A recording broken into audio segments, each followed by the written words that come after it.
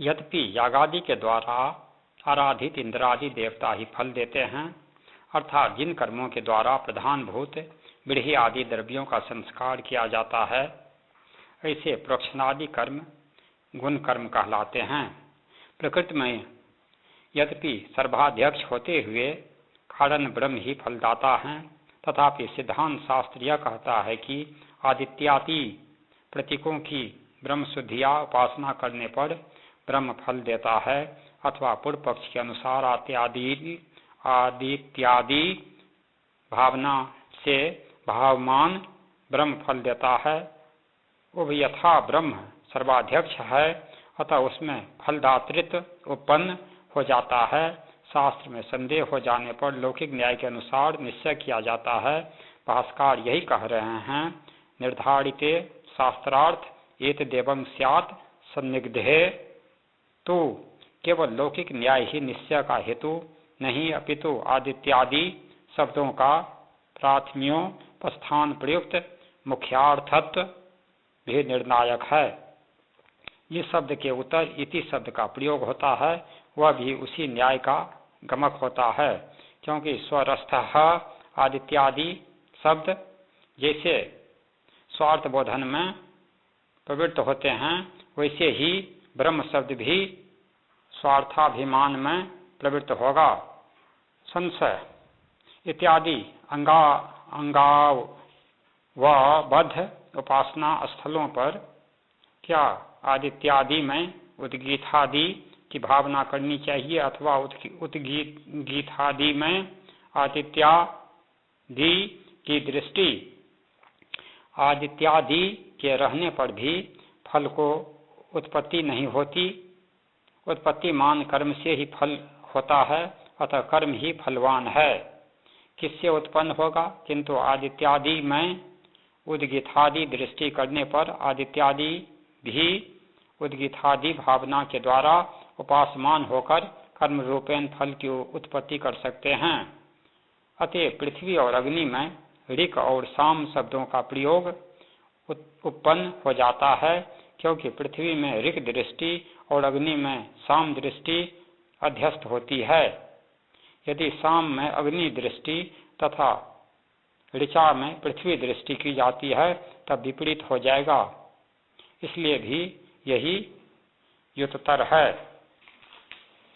आदित्यादि मत एव यदि आदित्यादि में उद्गीतादि दृष्टियों का अध्यास होगा, तब आदित्यादि स्वयं कर्मात्मक न होने के कारण उनमें उद्गीतादि दृष्टि निष्फल हो जाती है, क्योंकि आदित्यादि स्वयं फलोत्पादक नहीं कि उनकी विद्या उपासना से वीर्यवतरता प्राप्त होती। उद्गीतादि कर्म फलप्रद हैं, अतः उनमें आदित्यादि दृष्टि रूप विद्या भावना से वीर्यवतरता सामर्थ्यातिशयता आती है। अतः आदित्यादि भावना का उद्गीतादिगत संस्कार की जनकता में उपयोग हो जाता है। शंका अर्थात 25 साम के उपासक पुरुष को सभी लोक गमनागमन से लेकर समस्त भोगों के प्रदान में समर्थ होते हैं। समाधान अर्थात गुण पदार्थ सिद्ध स्वभाव से होकर फल के जनक नहीं माने जाते, क्योंकि सिद्ध पदार्थ यदि फल का जनक है तब फल का उत्पादन सदैव होता रहेगा।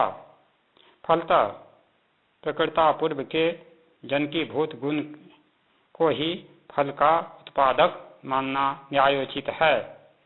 अर्थात यद्यपि आदित्य और उद्गीत दोनों ही ब्रह्म के विकार होने से समान है, तथापि फलात्मक होने के कारण आदित्यादि में उद्गीतादि से विशेषता आ जाती है, क्योंकि उद्गीतादि कर्मों के द्वारा आदित्यादि लोकों की प्राप्ति श्रुत है।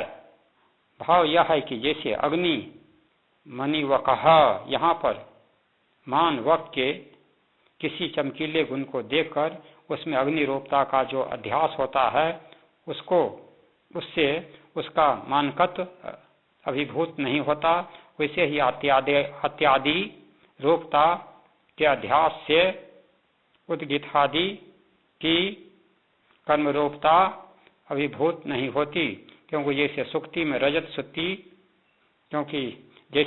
में रजत बुद्धि होती है, वैसे यहाँ मानवक में अग्नि बुद्धि नहीं होती कि मानवकत्व अभिभूत हो जाता। मानवक में अग्नि ज्ञान केवल गौण है, वैसे ही उत्कृतादि में आदित्यादि दृष्टि गौणी है। पृथ्वी के लिए ऋक् शब्द और अग्नि के लिए साम शब्द का प्रयोग अन्यथा नूपपन्न होकर यह सिद्ध करता है कि पृथ्वी में ऋक् और अग्नि में सोम का ध्यास करना चाहिए। यही पृथ्वी ही ऋचा है। यहाँ साध शब्द का अर्थ है धर्म, सुकृत। यहाँ साधु शब्द का अर्थ है धर्म, सुकृत। संशय कर्मांग संबंधी उपासनाओं में यह संशय नहीं होता कि यह उपासना खड़े खड़े की जाए अथवा बैठकर, क्योंकि जो अंग कर्म खड़े होकर किए जाते हैं उनकी उपासना भी खड़े होकर, और जो अंग कर्म बैठ कर किए जाते हैं उनकी उपासना भी बैठ कर की जाएगी। अब स्वतंत्र उपासनाओं में यह संशय होता है कि उनका अनुष्ठान करने के लिए कोई नियम नहीं अथवा बैठकर ही करने का नियम है। पूर्व पक्ष, उपासना मानस कर्म है, उसमें शरीर के खड़े होने और बैठने का कोई नियम अपेक्षित नहीं। तत्व ज्ञान के लिए भी कोई नियम नहीं, क्योंकि तत्व ज्ञान प्रमाण और वस्तु पर निर्भर है। शरीर के बैठने उठने पर नहीं, आसन की अपेक्षा न तो प्रमाण की है और न वस्तु स्थिति को। महान प्रयत्न के बिना जो उपासना नहीं हो सकती, जैसे प्रतीकोपासना या तत्वमसि इत्यादि वाक्यों से जनित सम्यक ज्ञान, ऐसे स्थलों पर जिज्ञासा होती है कि अभ्यास में कोई नियम है अथवा नहीं। विशेष नियामक शास्त्र न होने के कारण अनियम ही प्राप्त होता है। सिद्धांत, ऐसी दीर्घकाल और नैरत्यं युक्त उपासनाएं न खड़े खड़े हो सकती है और न सोते सोते, अपितु स्थिर सुख आसन पर बैठकर ही हो सकती है। भास्कर ने जिस बक ध्यानादि में ध्यायति शब्द का औपचारिक प्रयोग माना है, वहाँ भी मुख्य प्रयोग होता है। वह ध्यान क्या खड़े खड़े नहीं हो सकता, अवश्य हो सकता है, किंतु बैठकर अनायास ही हो जाता है। शेष भाग स्पष्ट है। संशय, उपासनाओं में पूर्वादि दिशा, गंग तटादि देश और दर्शादि काल का भी कुछ नियम है अथवा नहीं। पूर्व पक्ष, इत्यादि वचनों के आधार पर समतल, पवित्र, कंकड़ पत्थर, अग्नि बालुका आदि से रहित देशादि का नियम सिद्ध है। ऐसे वाचनिक वचन प्रतिपादित नियमों को छोड़कर सामान्य तो दृष्टि के आधार पर भी नियम सिद्ध हो सकता है। चातुर्मास इष्टि का वैश्य देव कर्म ऐसी भूमि पर किया जाता है जो पूर्व दिशा की ओर ढालू हो। सिद्धांत, उपासनाओं के लिए दिग्दशादि का नियम किसी वचन से प्राप्त नहीं, अतः या जहाँ भी एकाग्रता संभव हो वहाँ ही भावना का अध्यास करना चाहिए। विषय, शास्त्र विषयत्वात् प्रमाणान्तरा नधिगतार्थ बोधकत्वम, यही तो शास्त्र का लक्षण है। यद्यपि उपासना शब्द में आवृत्ति निहित है, तथापि आवृत्ति का एक बार मात्र कर लेना पर्याप्त है। अर्थात मनुष्य अपने कर्तु संकल्प के अनुरूप रूपवान होकर ही प्रयाण करता है।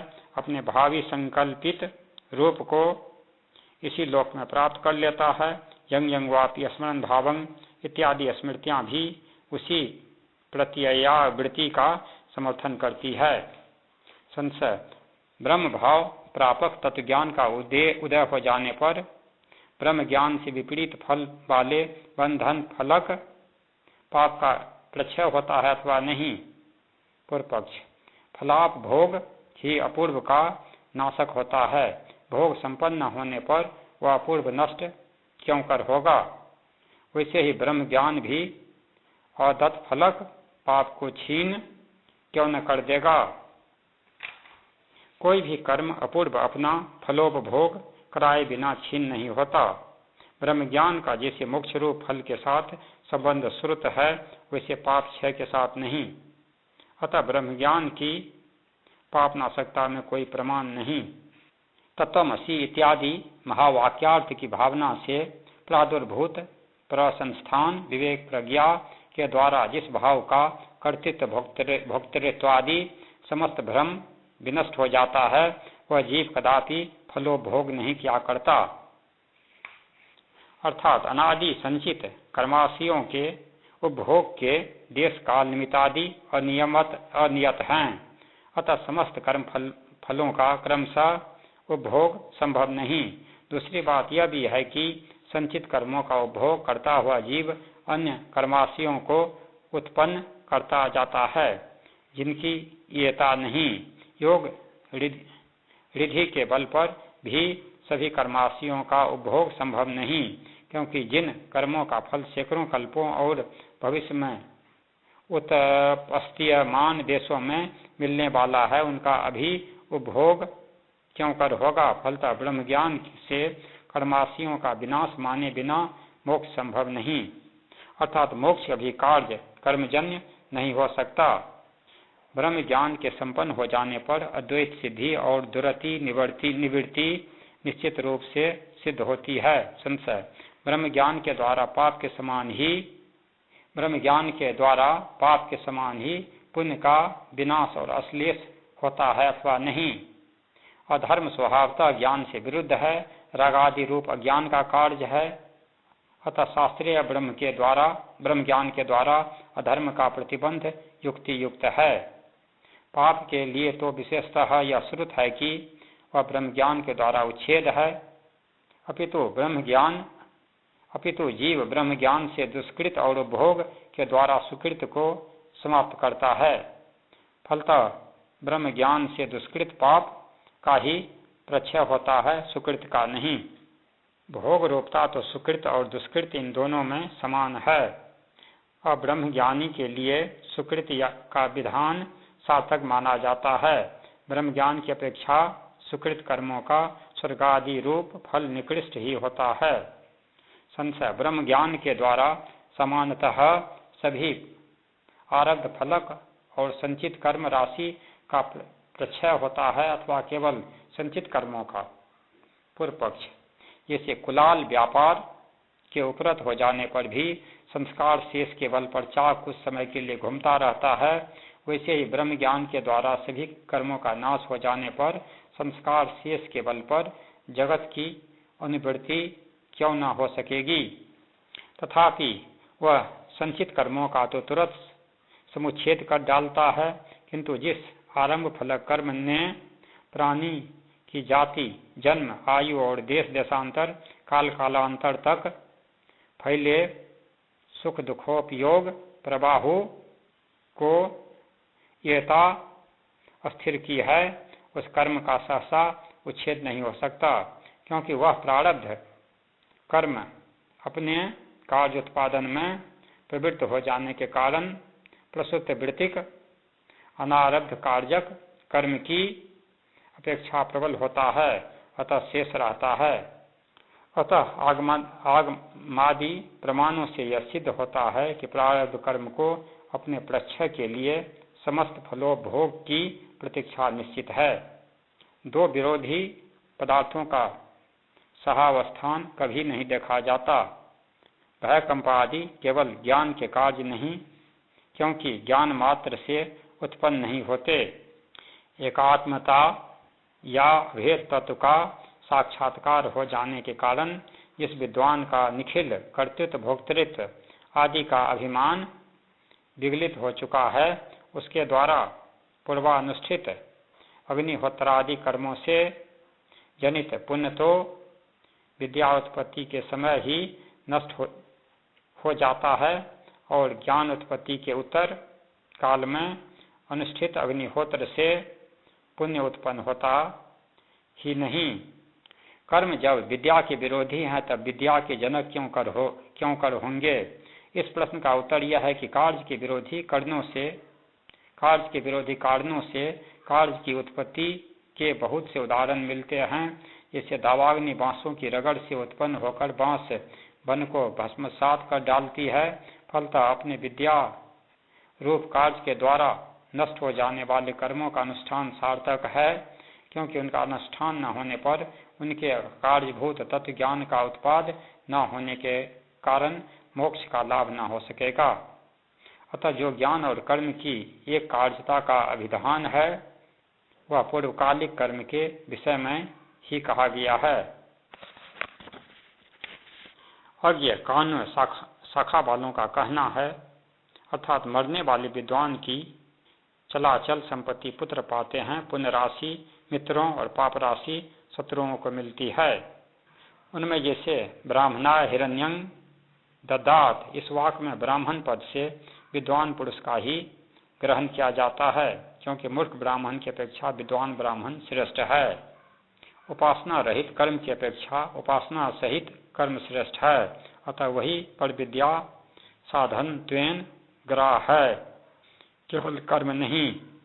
सिद्धांत यहाँ तरफ प्रत्यय के द्वारा उपासना सहित कर्म में बीर्जवतरता मात्र का अभिधान किया गया है। इससे विद्या रहित कर्म में बीर्जवता की तो प्रतीति हो ही जाती है, विद्या सहित कर्म बीर्जवतर है, यह दूसरी बात है। विद्या रहित कर्म की विद्या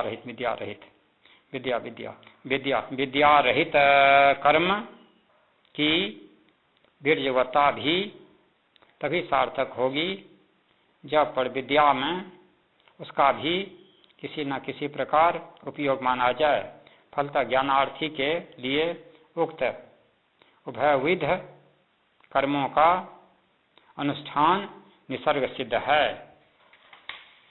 संदेह तत्साक्षात्कार कर लेने पर तत्ववेता की मुक्ति होती है अथवा नहीं। पूर्व पक्ष तत्साक्षात्कार से केवल संचित कर्मों का नाश होता है, आरब्ध कार्यक कर्मों का नहीं, अतः बंधन शेष रहने के कारण मुक्ति क्यों कर होगी। यह अनुभव सिद्ध है कि मरते हुए पुरुष का बोलना सब बंद हो जाता है, किंतु संकल्प विकल्पात्मक मानस व्यापार बना रहता है। यही वाग वृत्ति का मनोवृत्ति में उपसंहार या उपशम है। जो पदार्थ अनुभव सिद्ध नहीं उसको आगम शास्त्र भी सिद्ध नहीं कर सकता, क्योंकि वैसा करना केवल अनुभव विरुद्ध ही नहीं आगम मूलक युक्तियों से भी विरुद्ध है। इसके अनुसार वाक इंद्रिय का मन में लय नहीं हो सकता, क्योंकि मन वाग इंद्रिय की प्रकृति उपादान कारण नहीं। वाग इंद्रिय का वदन व्यापार वृत्ति वाग इंद्रिय से अभिन्न होने के कारण वाग वृत्ति मनसी के स्थान पर वाग मनसी ऐसा कह दिया गया है।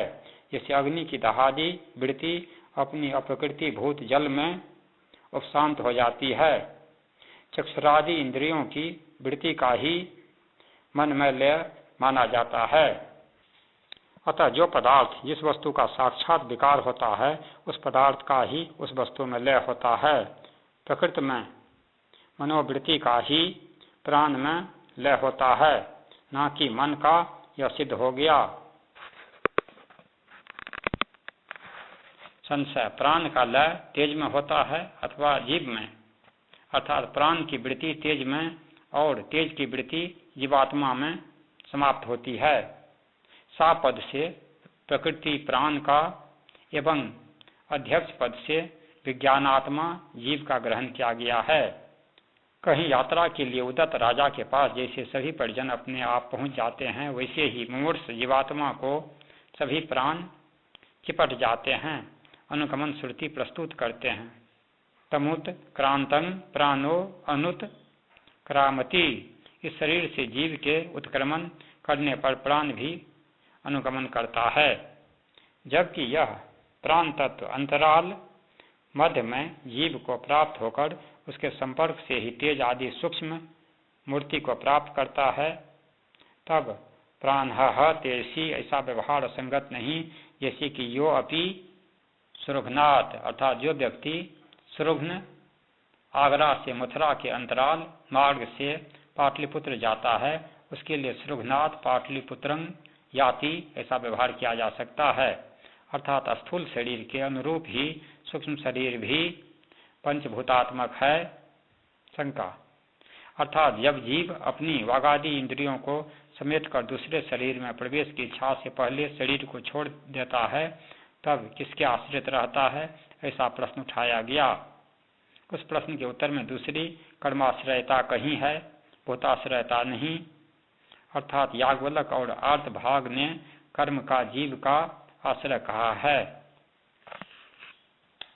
विद्वान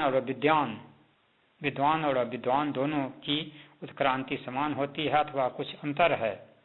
पर विद्या के द्वारा ही प्रापणीय अमृतत्व मुक्ति अवस्था का प्रतिपादन अभिष्ट है।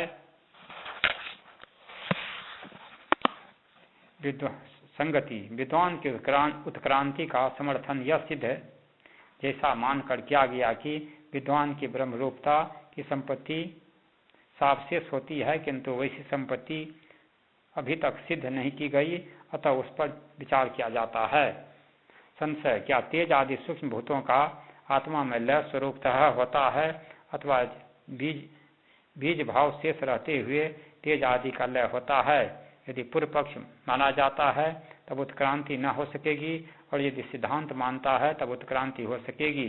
पूर्व पक्ष विचारों का तात्विक लय अपनी प्रकृति उपादान कारण में ही होता है, आत्मा जीव तेज आदि की प्रकृति नहीं, अतः उसमें तात्विक लय वैसे ही नहीं हो सकता जैसे वाग्वादी का मन में समस्त कार्य वर्ग की प्रकृति पर देवता ब्रह्म है, अतः तेज आदि तत्वों का लय ब्रह्म में प्राप्त होता है, अतः उत्क्रांति सिद्ध नहीं होती। सिद्धांत, अज्ञानी पुरुष शरीर ग्रहण करने के लिए विविध योनियों को प्राप्त होते हैं। उनमें अत्यंत निकृष्ट प्राणी अपने कर्मों के अनुसार स्थावरादि शरीरों को ग्रहण किया करते हैं। इस प्रकार श्रुति अविद्यावान पुरुष के लिए ही संसार का उपदेश करती है। उपदेश आत्यंतिक तत्व विलय मानने पर उत्पन्न नहीं होता। यदि केवल प्रापन मृत्यु का ही यह प्रभाव मान लिया जाता है कि विद्वान और अविद्वान सभी प्राणियों के प्राणादि का तात्विक लय हो जाता है, तब मरण मात्र से सभी प्राणियों की मुक्ति हो जाएगी। मिथ्या ज्ञानादि रूप कारण की निवृत्ति के बिना बंधनादि कार्यों की निवृत्ति कभी युक्ति युक्त नहीं मानी जा सकती। अपने एक स्थूल शरीर से निष्क्रमण कर दूसरे शरीर में प्रवेश करता हुआ मनुष्यों के द्वारा देखा क्यों नहीं जाता? वह महत् परिमाण अनेक द्रव्यत तथा उद्भूत रूप से मंडित है, अतः उसके न दिख सकने का प्रश्न ही नहीं उठता। अर्थात वह केवल मुक्ति पर्यंत अवस्थित रहता है। इतना ही नहीं, अपितु वह स्वरूप एवं प्रमाण की दृष्टि से सूक्ष्म अणु होने के कारण न वह दिखता है और न अन्य मूर्त द्रव्यों के द्वारा रोका जा सकता है। जैसे चक्षु का प्रकाश महत्व गुण वाला होने पर भी अदृष्ट बस अनुदभूत रूप और अनुद्भूत स्पर्श वाला होने से न दिखता है और न स्पर्श से जाना जाता है, वैसे ही लिंग शरीर परिमाणतः सूक्ष्म अणु परिमाण है, क्योंकि दिखता नहीं। जैसे तरस रेणु वातायना गत और किरणों में ही देखे जाते हैं, अन्यत्र नहीं, क्योंकि उनका परिमाण सूक्ष्म होता है। जैसे कांच, शीशा, अभ्रपटल, मेघ स्वच्छ है, अतः वह चाक्षुष तेज का प्रतिघातक अवरोधक नहीं होता, वैसे ही सूक्ष्म शरीर का कोई भी वस्तु प्रतिघात नहीं करती। अतएव इसी स्वच्छता रूप सूक्ष्मता के कारण अस्कत्व रूप अनुपमर्द भी लिंग शरीर में सिद्ध होता है। अतएव स्थूल शरीर के नष्ट होने पर भी सूक्ष्म शरीर नष्ट नहीं होता। आशय यह है कि स्थूल शरीर में उष्मा का त्वाच प्रत्यक्ष और बंद कानों के द्वारा उत्पादित आंतरनाद का श्रावण प्रत्यक्ष, ये दोनों ज्ञान स्थूल शरीर से भिन्न ऐसे लिंग शरीर के सद्भाव का अवगम करा रहे हैं। अर्थात विद्वान अकायमान है, वह काम इसलिए कहा जाता है कि उसकी सभी कामनाएं उसके अंतःकरण से निकल चुकी है। वह आपकाम हो जाने के कारण निष्काम है। आत्मा से भिन्न कोई आपतव्य प्रापनीय पदार्थ नहीं, आत्मा सदैव प्राप्त है। अतः आप्तकाम ब्रह्मवेता का जन्मांतर नहीं होता। उसी के प्राण इस शरीर से उत्क्रांति ही नहीं करते। इस श्रुति में प्रतिपादित उत्क्रांति निषेध विचारणीय है। यह जीव ब्रह्म नाड़ी सुषुप्ना के द्वारा संसार मंडल का अतिक्रमण कर हिरण्यगर्भ पर्यंत लिंग शरीर के सहित जाता है, वहां पर ब्रह्म में लीन हो जाता है। अतः शरीर ही प्राणोत्क्रमण का अपादान है। जीव से प्राणों का उत्क्रमण कहीं देखा ही नहीं गया। घ्राण और मन। महाभारत में जो सुखदेव की देशांतर गति वर्णित है वह उनके अपर विद्याजनित योग बल का चमत्कार है। अपने शरीर के साथ ही उन्होंने अंतरिक्ष की लंबी उड़ान भरी थी। शरीर से उनकी वह उत्क्रांति नहीं थी। घ्राण और मन इन दोनों की एक पृथ्वी प्रकृति है। अतः इन दोनों को एक मानकर 15 कलाएं कही गई हैं। विद्वान का उत्क्रमण मूर्धा स्थान से ही होता है और विद्वान का शरीर के अन्य भागों से। यहाँ पर तत्पद से ऐसे विद्वान उपासक का ग्रहण किया गया है जो अपनी वागादि इंद्रियों को समेटकर उत्क्रमण करना ही चाहता है। ऐसे जीव का जो ओक आयतन हृदय है उसका अग्रभाग प्रज्वलित हो जाता है। उसी प्रकाश में वह मूर्ध स्थान से ही निकलता है, अन्य स्थानों से नहीं, क्योंकि विद्या उपासना का सामर्थ्य ऐसा है। उत्कृष्ट लोक की प्राप्ति के लिए ही हार्द तत्व की उपासना विहित है। मूर्ध स्थान से उत्क्रमण न करने पर उत्कृष्ट लोक की प्राप्ति नहीं हो सकती। शरीर के अन्य भागों से उत्क्रमण करने पर अभिष्ट उत्कृष्ट लोक की प्राप्ति क्यों नहीं होती? इस प्रश्न का उत्तर है हार्द विद्या की अंगभूत मूर्धन्य नाड़ी इसलिए उपदिष्ट है कि उपासक उसी के द्वारा गति उत्क्रांति करे। उसका अनुशीलन करने पर यह जीवात्मा सम्यक उपासित हार्द ब्रह्म से अनुग्रह उसका सतत स्मरण करने से तदरूपापन्न सा होकर मूर्धन नाड़ी के द्वारा ही निष्क्रमण करता है। हृदय देश से निकली ब्रह्म नाड़ी नितांत भास्वर है। तालु मूल का भेद कर मूर्ग देश में पहुंचता है। वहां से और रश्मियों से तादात्म्य स्थापित और आदित्य मंडल में प्रविष्ट हो जाती है।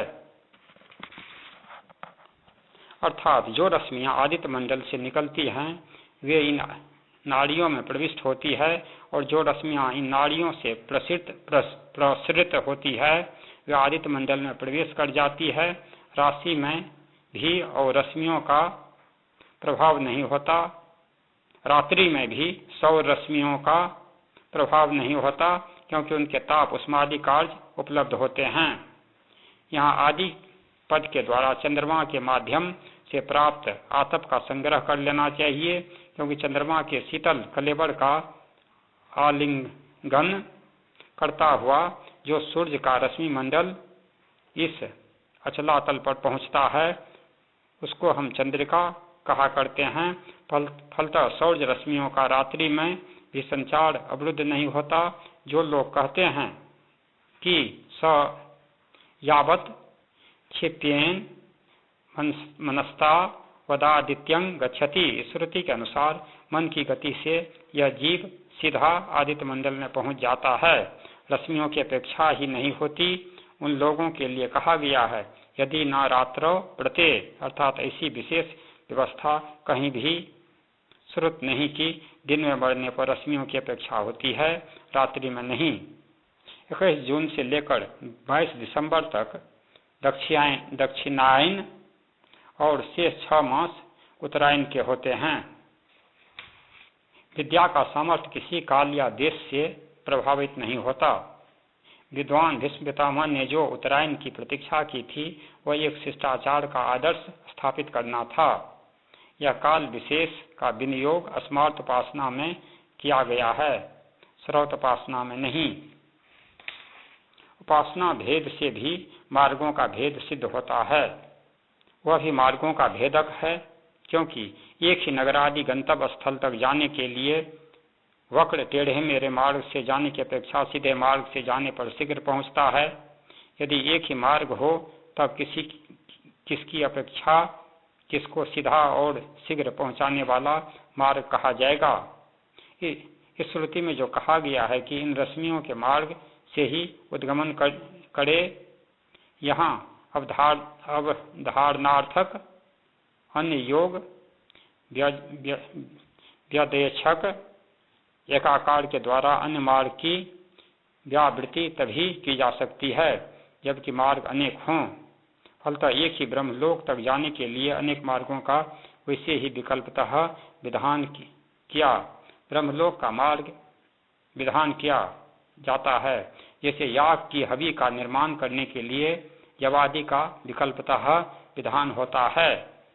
ब्रह्मलोक का मार्ग एक ही है, किंतु उनमें पर्वों, प्रखंडों या पड़ावों का अनेक होना संभव है। और चिरादि मार्ग में वायु लोक का सन्निवेश होता है अथवा नहीं, यदि होता है तब कहाँ।